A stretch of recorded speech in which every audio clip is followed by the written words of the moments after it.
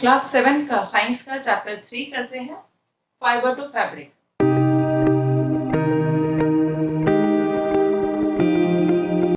Easy सा chapter है।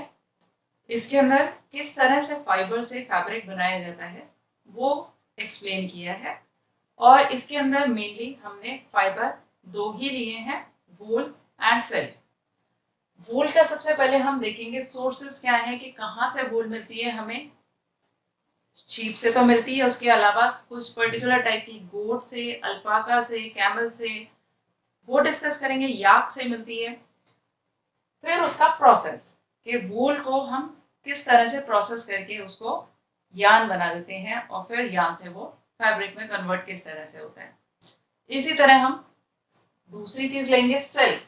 Silk को सिल्क वर्म किस तरह से पाले जाते हैं मलबरी ट्रीज के ऊपर, उसका पूरा लाइफ साइकिल क्या है, उसको पालने में किस तरह से मलबरी लीव्स के ऊपर उसको फीड किया जाता है। उसके बाद हमें कोकून्स मिलते हैं, कोकून से सिल्क ऑब्टेन होती है। सिल्क को फिर उसके बाद उसको धागा लेके किस तरह से उसको कन्वर्ट किया जाता है फैब्रिक में। छोटा सा चैप्टर है, इजी चैप्टर है। आगे क्लासेस में इसका और ज़्यादा डिटेल है। इसे करते हैं हम टेक्स्ट से। Fiber to fabric. In class 6, you have learned about some fibers obtained from plants. हमने क्लास 6 में किया था, फाइबर्स के बारे में हमने पढ़ा था जो प्लांट से मिलते हैं. You also learned that wool and silk fibers are obtained from animals. और wool और silk के fibers हमें animal से मिलते हैं. Wool is obtained from the fleece. Fleece हम कहते हैं hair of sheep और yak. Yak की fleece जो hairy coat होता है उससे मिलते हैं हमें sheep और yak के. Silk fibres are obtain from cocoons और सिल्क मॉथ. और हमें सिल्क फाइबर मिलता है कोकून से जो सिल्क मॉथ के कोकून्स होते हैं. Do you know which part of sheep's body yields fibres? कौन सी बॉडी पार्ट पे ईल्ड होते हैं ये फाइबर्स वूल के? Are you aware how these fibres are converted into woollen yarn? और ये फाइबर्स को किस तरह से हम वुलन धागे में कन्वर्ट कर देते हैं? That we buy from the market to knit sweaters, जिसको हम खरीदते हैं मार्केट से स्वेटर्स को knit करने के लिए. Do you have an idea how silk fibres are made into silk? और सिल्क फाइबर्स को लेके सिल्क थ्रेड कैसे बनाया जाता है, सिल्क के कपड़े कैसे बनाए जाते हैं, कैसे उन्हें वीव किया जाता है, साड़ीज बनाई जाती हैं. In this chapter we shall try to find answers to these questions. इस चैप्टर में हम यही आंसर्स फाइंड आउट करने की कोशिश करेंगे. एनिमल फाइबर्स हैं wool and silk. Wool comes from sheep, goat, yak and some other animals. सिर्फ शीप से ही नहीं मिलता वूल, गोट, याक और कुछ और एनिमल्स अल्पाका वगैरह से मिलता है. These wool yielding animals bear hair on their body. इनके हेयर होते हैं बॉडी पे, जैसे आप इस पिक में देख सकते हैं. शीप की बॉडी के ऊपर दिखा रखे हैं एक thick coat of hair. Do you know why these animal have thick coat of hair? इनके ऊपर थिक कोट ऑफ हेयर क्यों होता है? Hair trap a lot of air. Hair के अंदर बहुत सारी ट्रैप हो जाती है air. Air is a poor conductor of heat. और एयर जो है वो पुअर कंडक्टर हीट का है. As you would learn in chapter 4. Chapter 4 में इसके बारे में भी बताया जाएगा. So hair keep these animals warm. Hair से ये एनिमल्स वार्म रहते हैं. Wool is derive from the hairy fibre. और वूल निकलती है हेयरी इस फाइबर से ही. अच्छा, ये air is bad conductor of heat. तो जो भी चीज एयर को ट्रैप कर ले अपने अंदर वो बैड कंडक्टर ऑफ हीट हो जाती है. तो अगर ठंड का टाइम है तो सर्दी नहीं लगती है एनिमल्स को अगर उनके ऊपर ये फाइबर्स का कोट होता है. अब एक एक्टिविटी है, feel the hair on your body and arms and those on your head. Head और आर्म्स का मिलाओ. Do you find any difference? Difference है. Which one seem coarse and which one soft? Soft कौन से हैं, rough कौन से हैं? उसी तरह से the hairy skin of sheep has two types of fibres. Skin जो होती है शीप की उसके अंदर भी दो टाइप के फाइबर्स होते हैं दैट फॉर्म इट्स फ्लीस. उसकी पूरी फ्लीस का अगर हम देखें तो दो टाइप के फाइबर्स हैं. एक तो कोर्स बियर्ड हेयर, एक तो रफ सा बियर्ड हेयर है. And fine soft under hair close to the skin. और फाइन और सॉफ्ट से अंडर हेयर होते हैं जो स्किन के पास होते हैं. Fine hair provide the fibres for making wool. और ये फाइन हेयर जो है उसी से हम वूल बनाते हैं. Some breeds of sheep possess only fine under hair. कुछ ब्रीड्स ऐसी होती हैं शीप की जिनका फाइन अंडर हेयर होते हैं.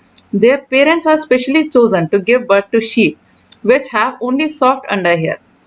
उनके पेरेंट्स इस तरह से स्पेशली चूज किए जाते हैं कि ताकि उनकी स्पेशलिटी ऐसी बन जाए कि उनके सॉफ्ट अंडर हेयर आए।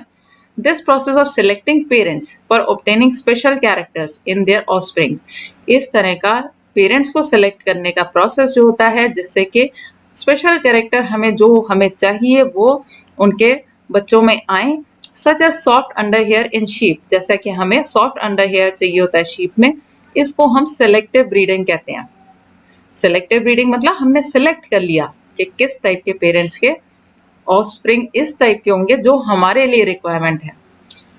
एनिमल्स दैट ईट वूल, अब हम उन एनिमल्स की बात करते हैं जो वूल देते हैं। Several breeds of sheep are found in different parts of the country, कई तरह के शीप जो हैं कई उनकी ब्रीड्स पाई जाती हैं हमारी कंट्री के डिफरेंट पार्ट्स में। However the fleece of sheep is not the only source of wool, सिर्फ शीप की ही फ्लीस अकेला सोर्स नहीं है वूल का, the wool commonly available in market is sheep wool, जबकि अधिकतर मार्केट में जो अवेलेबल होती है वो शीप वूल होती है। याक वूल होती है is common in Tibet and Ladakh, yak wool जो है वो तिब्बत और लद्दाख में मिलती है, मतलब according to area. Angora wool is obtain from angora goats, angora wool होती है वो अंगोरा गोट से मिलती है। Found in hilly region such as Jammu and Kashmir, Jammu and Kashmir के हिली रीजन में अंगोरा गोट मिलती है। Wool is obtain from also obtain from goat hair, goat के हेयर से भी वूल मिलती है। The under fur of Kashmiri soft goat is soft, under fur जो कश्मीरी गोट का होता है वो सॉफ्ट होता है। It is woven into fine shawls, उसको वीव करके फाइन शॉल्स बनाई होती हैं, उनको हम पश्मीना शॉल बोलते हैं। द फर और hair on the body of camels is also used as wool, camel के हेयर जो होते हैं वो भी यूज होते हैं वूल की तरह। Llama and alpaca found in South America also eat wool, और लामा और अल्पाका भी तो ऐसे एनिमल्स हैं साउथ अमेरिका के जिनसे हमें वूल मिलती है। कलेक्ट पिक्चर्स एक्टिविटी है of animals whose hair is used as wool. Stick them in your scrapbook. If you are unable to get pictures, try to draw them from the one given in the book. Find out the word for sheep, goat, camel and yak in your local language and also in other languages of the country. ये simple सी activity है। उसके बाद procure outline map of India and the world. Find out and mark the places on the map where you find animals that provide wool. ये हम पूरे world में भी find out कर सकते हैं। Use different colours to denote the location for different wool yielding animals. ये दो छोटी छोटी एक्टिविटीज हैं। इसके बाद फ्रॉम फाइबर्स टू वूल, अब ये फाइबर तो हमने ले लिए शीप से, गोट से, कैमल से, अल्पाका से, याक से या किसी से भी, और उससे वूल कैसे बनी। For obtaining wool sheep are reared, sheep को पाला जाता है पहले। Their hair is cut and processed into wool, उनके हेयर को कट करके उसमें प्रोसेस किया जाता है ताकि वो वूल में कन्वर्ट हो जाए। Let's learn about this process, अब इस प्रोसेस को हम डिटेल में करते हैं। पहला है rearing and breeding of sheep. If you travel to the hills of Jammu and Kashmir, अगर जम्मू एंड कश्मीर के हिल्स में जाओगे, हिमाचल प्रदेश, उत्तरांचल, अरुणाचल प्रदेश, सिक्किम और plains of Haryana, Punjab, Rajasthan and Gujarat, you can see shepherds taking their sheep, herd of sheep for grazing. In areas में आसानी से हमें दिख जाते हैं शेफर्ड्स ले जाते हुए अपने शीप के हर्ड्स को ग्रेजिंग के लिए। Sheep are herbivores, sheep herbivores होती हैं, वो ग्रास या प्लांट्स पे डिपेंडेंट हैं फूड के लिए and prefer grass and leaves, grass और लीव्स खाती हैं। Apart from grazing sheep rear also feed them on mixture of pulses, corn, jowar, oil cakes. ये ग्रास और लीव्स के अलावा उनको खिलाया जाता है पल्सेस, दालें, कॉर्न, ज्वार, ऑयल केक्स, जो कि हम ऑयल प्रेस करते हैं किसी भी चीज में से, जैसे मस्टर्ड में से ऑयल निकालते हैं, तो ऑयल निकालने के बाद जो बचा होता है उसको हम ऑयल केक बोलते हैं। Material left out after taking out oil from the seeds, seeds में से ऑयल निकाल लिया, उसके बाद जो सीड्स का रेजिड्यू बचा that is oil cakes. And minerals, और कुछ मिनरल्स की चीजें खिलाई जाती हैं इनको। In winter sheep are kept indoors, winter में शीप को अंदर रखा जाता है ताकि ठंड ना लगे। And fed on leaves, grain and dry fodder, उनको लीव्स, ग्रेन और ड्राई फॉडर खिलाया जाता है, क्योंकि शीप अधिकतर ठंड वाले इलाके में होती है, तो जहां ज्यादा सर्दी पड़ती है वहां पे सर्दियों में इनको अंदर रखते हैं और स्टोर्ड फूड ही खिलाते हैं। Sheep are reared in many parts of our country for wool, हमारी बहुत सारे हमारी कंट्री में पार्ट्स ऑफ कंट्री में वूल के लिए शीप को कई जगह पाला जाता है। इसके अंदर नेम ऑफ ब्रीड भी दे रखा है, शीप कौन कौन सी कहाँ पे पाली जाती हैं और जो कौन सी वूल देती हैं ये टेबल दे रखी है। Name of breed quality of wool and states. ये दे रखे हैं, यू कैन फाइंड आउट कि कौन सी शीप कहाँ पे मिलती है। The quality and texture of fibres obtain from them is also indicated in the table. उसके बाद इसकी क्वालिटी और वो सब बता रखी है कि किस टाइप की वूल इनसे मिलती है। Certain breeds of sheep have thick coat of hair on their body. कुछ ब्रीड्स ऐसी होती है शीप की जिनके ऊपर थिक कोट ऑफ हेयर होता है, which eats good quality of wool in large quantities. इससे क्या होता है, अच्छी क्वालिटी ऑफ वूल मिल जाती है हमें ज्यादा बड़ी क्वांटिटीज में। जितना ज्यादा हेयर होंगे उतनी ज्यादा वूल मिलेगी। एज मेंशन्ड अर्लियर, जैसे हम पहले भी बता चुके हैं, these sheep are selectively bread.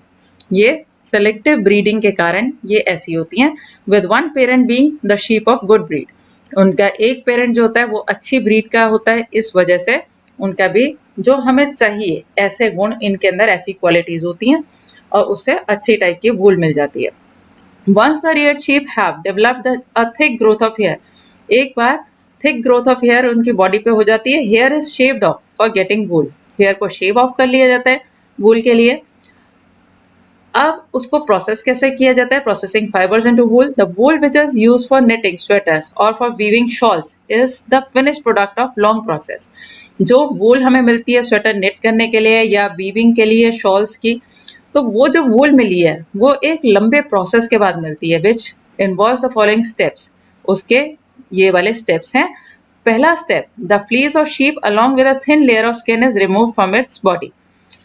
Fleece जो है शीप की, उसको शेव करके जैसे उतारा जाता है, तो उसके साथ एक थिन लेयर ऑफ स्किन भी उतर जाती है। This process is called shearing। shearing कहलाता है ये process. Machine similar to those used by barbers are used to shave off hair.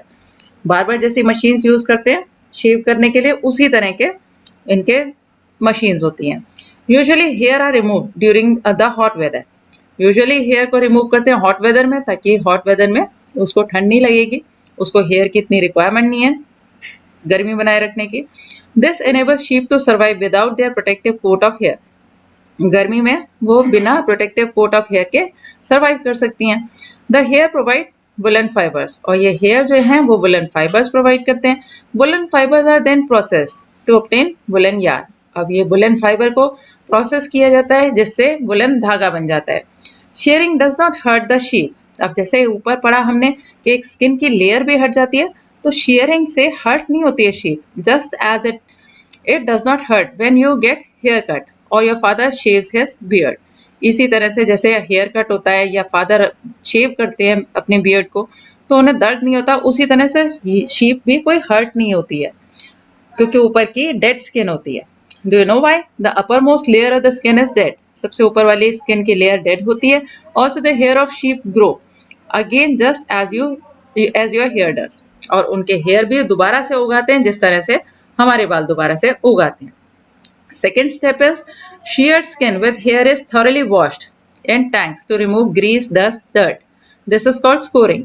अब ये जो shearing के बाद हेयर मिले वो उसको वॉश किया जाता है टैंक्स में, जिससे ग्रीस, डस्ट, डर्ट ये हट जाए, इसको स्कोरिंग बोलते हैं। Nowadays scoring is done by machines. आजकल ये मशीन से होती है। स्टेप 3 में आफ्टर स्कोरिंग, अब ये सफाई करने के बाद सॉर्टिंग इज डन। उसके बाद उनको छांटा जाता है। The hairy skin is sent to factory where hair is different texture are separated or sorted. Hairy skin को फिर फैक्ट्री में भेज दिया जाता है जहां पे अलग अलग टेक्सचर के हेयर सेपरेट कर लिए जाते हैं, इसको सॉर्टिंग कहते हैं। The small fluffy fibres called bourse, छोटे से फ्लफी फाइबर्स आ जाते हैं जिन्हें बुर बोलते हैं, are picked out from the hair, वो हेयर में से निकाल लिए जाते हैं। दीज आर द सेम बुर, ये वही बुर है sometimes appear on your sweater, जो हमारे स्वेटर पे आ जाते हैं, गोल गोल छोटी छोटी बॉल्स बन जाती हैं। The fibres are scoured again and dried, उसको फिर से स्कोरिंग की जाती है, क्लीनिंग की जाती है और उसको ड्राई कर दिया जाता है, सुखा दिया जाता है। This is the wool ready to be drawn into fibres. अब ये वूल रेडी हो गई फाइबर्स में ड्रॉ करने के लिए। Step 5, the fibres can be died in various colours. अब इनको जो कलर चाहिए उसमें डाई कर लिया जाता है। As the natural fleece of sheep and goat is black, brown और व्हाइट, क्योंकि नेचुरल जो फ्लीस होती है शीप की वो ब्लैक होती है, ब्राउन होती है या व्हाइट होती है, तो हमें जो डिफरेंट कलर्स में चाहिए वो 5th स्टेप में हम इसकी डाइंग करते हैं। 6th स्टेप में फाइबर्स आर स्ट्रेटन, फिर उनको स्ट्रेटन किया जाता है, combed and rolled into yarn, उसको कोम करके और रोल करके यार्न धागा बना लिया जाता है। The long fibres are made into wool और स्वेट वूल और स्वेटर्स, लॉन्ग फाइबर जो होते हैं उनके वूल बन जाती है स्वेटर्स के लिए। And the short fibres are spun, और छोटे फाइबर जो होते हैं उनकी स्पिनिंग कर दी जाती है, धागे बना दिए जाते हैं। And woven into woollen cloth, और उससे वुलन क्लॉथ बना लिया जाता है। अब एक ये आता है ऑक्यूपेशनल हजार्ड। ऑक्यूपेशन जो हमारा काम होता है कोई, तो उसके अंदर कोई नुकसान होता है जो हेल्थ के लिए किसी तरह से हजार्डस है, नुकसान वाली चीज है, वो ये है वूल इंडस्ट्रीज के साथ जुड़ी हुई कि wool industry is an important means of livelihood for many people in the country. हमारी कंट्री में वूल जो है वो बहुत सारे लोगों के जीविका का साधन है, बहुत सारे लोग इस इंडस्ट्री में लगे हुए हैं। But sorters job is risky as sometimes they get infected by bacterium anthrax. Sorters job जो होता है, जो छांटने वाला जॉब होता है, वो थोड़ा रिस्की है क्योंकि कई बार इन्फेक्शन लग जाता है एक बैक्टीरिया का जिसे एंथ्रेक्स बोलते हैं, which causes a fatal blood disease. इससे एक ब्लड डिजीज हो जाती है जो कि घातक सिद्ध हो सकती है, मार भी सकती है। कॉल्ड सॉर्टर्स डिजीज, इसे सॉर्टर डिजीज बोलते हैं। Such risk faced by workers in industry are called occupational hazards. किसी पर्टिकुलर ऑक्यूपेशन के साथ इस तरह के रिस्क जो जुड़े होते हैं उन्हें हम ऑक्यूपेशनल हजार्ड्स बोलते हैं। एक्टिविटी दे रखी है, debate amongst your classmates whether it is fair on the part of humans to rear sheep and then chop off their hair for getting wool। ये हम कह सकते हैं कि शीप से इस तरह से वूल लेना क्या उसको नुकसान करता है? शायद नहीं नुकसान करता, क्योंकि समर के टाइम पे उसे जरूरत नहीं होती है अपने फ्लीस के कोट की, और उसको हम ले लेते हैं, वो हमारे काम आ जाता है, और सर्दियों के टाइम उसको ग्रो करने देते हैं। Now we come to silk. Silk fibres are also animal fibres. Silk fibre animal fibres हैं। Silkworm spin the silk fibres. Silkworm जो होते हैं वो स्पिन करते हैं, वो बनाते हैं सिल्क फाइबर को। The rearing of silk worm for obtaining silk is called sericulture. अगर हम पालते हैं सिल्क वर्म्स को एक बड़े स्केल पे ताकि सिल्क हमें मिले, तो उस प्रोसेस को हम सेरिकल्चर कहते हैं। Find out from your mother, aunt, grandmother the kind of silk saris they have. List the kinds of silk. बहुत सारी टाइप की सिल्क होती है। सिल्क बड़ी लश्चरस होती है, बड़े चमक वाली, कई सारे कलर्स में हो सकती है, बहुत अट्रैक्टिव होती है। मोस्टली पार्टी वेयर साड़ीज जो होती हैं वो सिल्कन होती हैं। Before we discuss the process of obtaining silk, it is necessary to know the interesting life history of silk moth. अब ये प्रोसेस अगर हम सिल्क का जानना चाहें तो मुझसे पहले हमें जान लेना चाहिए कि लाइफ हिस्ट्री इसकी क्या है, सिल्क मॉथ की। The female silk moth Lay's eggs. ये यहाँ पे दे रखा है कि एग्स इसने ले किया, और फिर उसके बाद उसमें से ये लार्वा निकल आता है। लार्वा जो है वो प्यूपा में कन्वर्ट हो जाता है, कोकून बन जाता है, और फिर कोकून को यूज कर लेते हैं हम उसके लिए, सिल्क के लिए। फिर female silk moth lays egg from which hatch larva. Eggs में से लार्वा निकल के आता है, उसे हम कैटरपिलर या सिल्कवर्म बोलते हैं। They grow in size, size में वो बड़े होते जाते हैं। When caterpillar is ready to enter the next stage of its life history called pupa. जब वो रेडी होता है नेक्स्ट स्टेज में एंटर करने को, जिसको बोलते हैं हम pupa, it first weaves a net to hold itself. तो वो क्या करता है, एक नेट जैसा बनाता है जिससे अपने आप को किसी स्टिक वगैरह या ट्विग के साथ जोड़ लेता है। Then it swings its head from side to side in form of figure 8। जैसे फिगर 8 है ना, ऐसे ऐसे करके वो स्विंग करता है अपना head. During this movement of the head, इस मूवमेंट से जो हेड में हो रहा होता है, द कैटरपिलर सेक्रेट्स फाइबर। एक फाइबर वो सिक्रेट करता है अपने, उसके मुंह से एक फाइबर निकलता है, मेड ऑफ अ प्रोटीन। वो एक प्रोटीन से बना होता है, which hardens on exposure to air. जैसे ही वो एयर में निकलता है वैसे वो हार्डन भी हो जाता है। तो वो एक तरह से फाइबर बन गया ना, and becomes silk fibre. Silk fibre बन जाता है। Soon the caterpillar completely covers itself by silk fibres. जल्दी ही कैटरपिलर पूरा अपने आप को कवर कर लेता है इन सिल्क फाइबर से। This covering is known as cocoon. इस कवरिंग को हम कोकून बोलते हैं। The further development of the moth continues inside the cocoon. अब आगे डेवलपमेंट जो है मॉथ का वो कोकून के अंदर होता रहता है। Silk fibres are used for weaving silk cloth. Silk fibre जो है यूज होते हैं क्लॉथ को वीव करने में सिल्क के। Can you imagine that soft silk yarn is as strong as a comparable thread of steel. उसी थिकनेस का अगर हम स्टील का वायर लें, एक थ्रेड लें स्टील का, तो जितनी उसकी स्ट्रेंथ है सिल्क की भी उतनी ही स्ट्रेंथ होती है, यानी अच्छी स्ट्रेंथ होती है।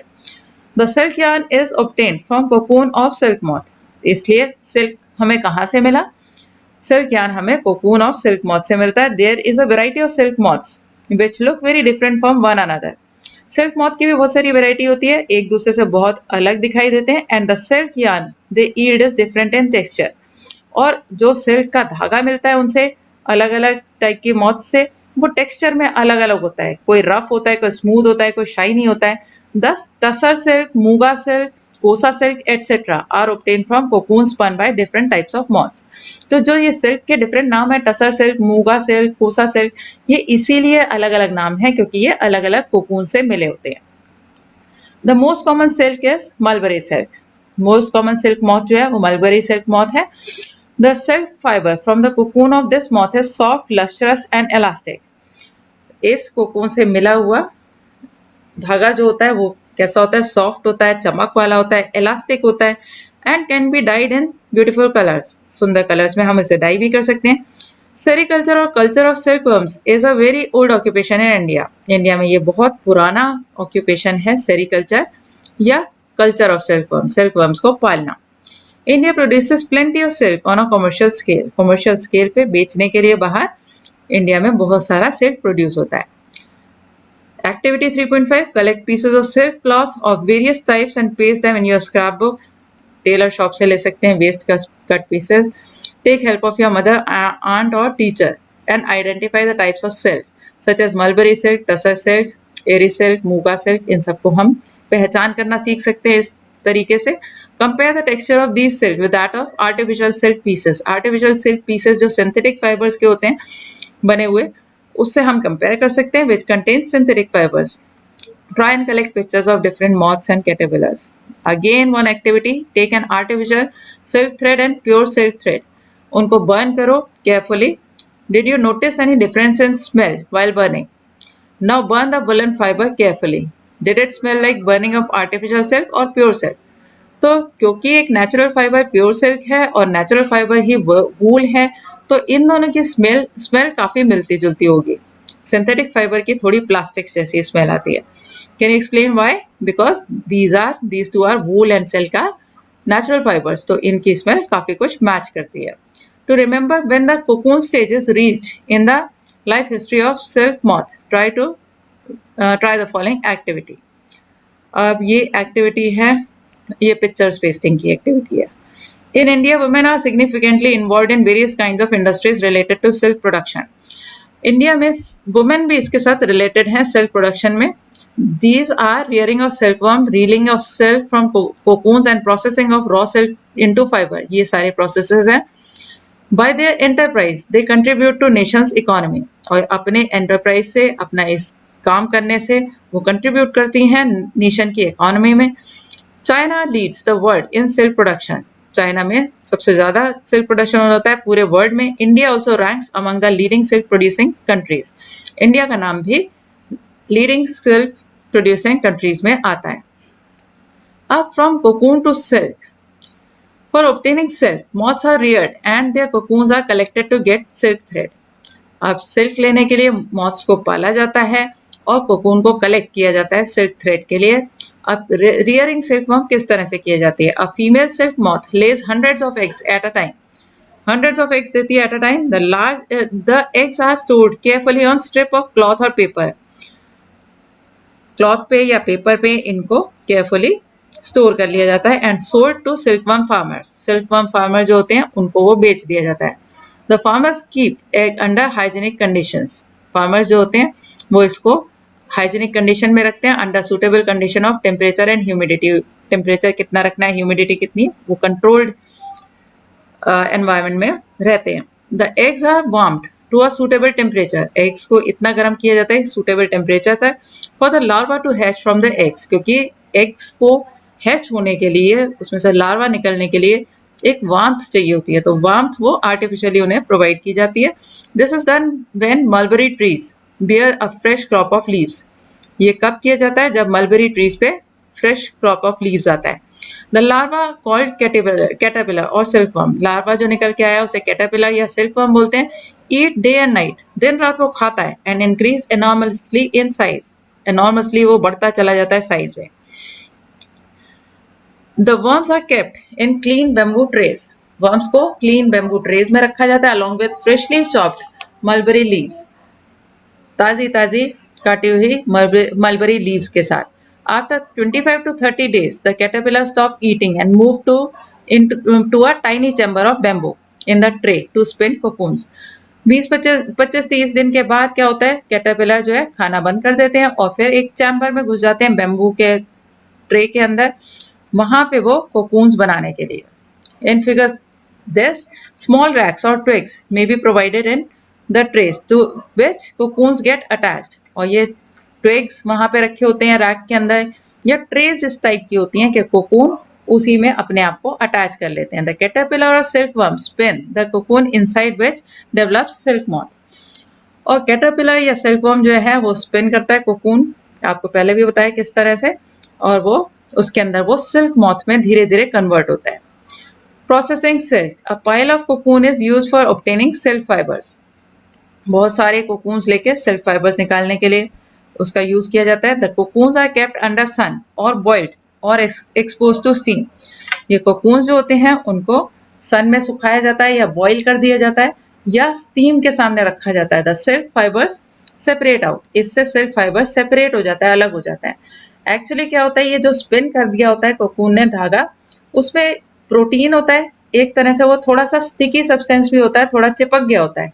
स्टीम लगने से या गर्म पानी लगने से वो खुल जाता है और धागा बाहर निकल सकता है। The process of taking out thread from cocoon for use as silk is called reeling of silk, और ये जो थ्रेड निकाले कोकून में से सिल्क बनाने के लिए उसको हम प्रोसेस को रीलिंग ऑफ सिल्क बोलते हैं।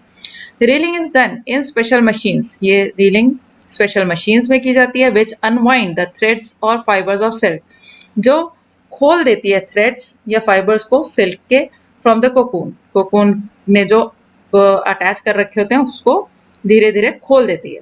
Silk fibres are then spun into silk thread, और फिर इन फाइबर्स से स्पिन करके सिल्क के थ्रेड बना लिए जाते हैं, which are woven into silk cloth by weavers, इसको वीव कर लेते हैं वीवर्स, सिल्क क्लॉथ बना देते हैं। So this was the chapter. एक बॉक्स रह गया यहाँ पे, बड़ा इंटरेस्टिंग सा है, डिस्कवरी ऑफ सिल्क, सिल्क का पता कैसे चला। The exact time of discovery of silk is perhaps unknown, ये अभी पता नहीं है कि असलियत में डिस्कवरी कब हुई थी। According to an old Chinese legend, Chinese एक कहानी के हिसाब से, the empress Si Lungchi was asked by emperor Huangti, emperor ने अपनी एम्प्रेस से कहा to find the cause of the damage leaves of mulberry trees, के मलबेरी ट्रीज की ये लीव्स क्यों डैमेज हो जाती हैं ग्रोइंग इन देयर गार्डन, जो उनके गार्डन में उगे हुए हैं। The empress found white worms eating up mulberry leaves, empress ने देखा कि व्हाइट कलर के वर्म्स हैं जो मलबेरी लीव्स खा रहे हैं। She also notice that they were spinning shiny cocoons around them, और उसी ने नोटिस किया कि वो कोकून्स बना रहे हैं अपने चारों ओर। Accidentally a cocoon dropped into her cup of tea, accidentally एक गिर गया उसके टी के कप में। And a tangle of delicate thread separated from the cocoon, गर्म पानी से वो खुल जाता है ना कोकून का धागा, तो गर्म चाय में वो कोकून का धागा खुल गया और उसने उसको देखा, लचरस सा धागा निकला उसमें से। Silk industry began in China, इस तरह से सिल्क की इंडस्ट्री शुरू हुई चाइना में। And was kept a closely guarded secret for hundreds of years, और कई सौ सालों तक इसको क्लोजली गार्डेड सीक्रेट रखा गया, किसी को बताया नहीं गया, ताकि इनके सिल्क की वैल्यू बढ़ जाए। All over the world silk की बहुत डिमांड थी, लेकिन किसी को पता नहीं था ये सिल्क किस तरह से प्रोड्यूस हो रहा है, तो इन्होंने काफी अर्न किया था इस जरिए से। Later on traders and travellers introduce silk to other countries, और ट्रेडर्स और ट्रैवलर्स ने इस सिल्क को इंट्रोड्यूस किया दूसरी कंट्रीज में। The route they travelled is still called silk route, और जिस रास्ते से सिल्क को लेकर वो बेचने जाया करते थे, यूरोप तक पहुंचते थे, उस रास्ते को पूरे को सिल्क रूट कहा जाता है। So this was the chapter. I think it is now clear to you. Thank you.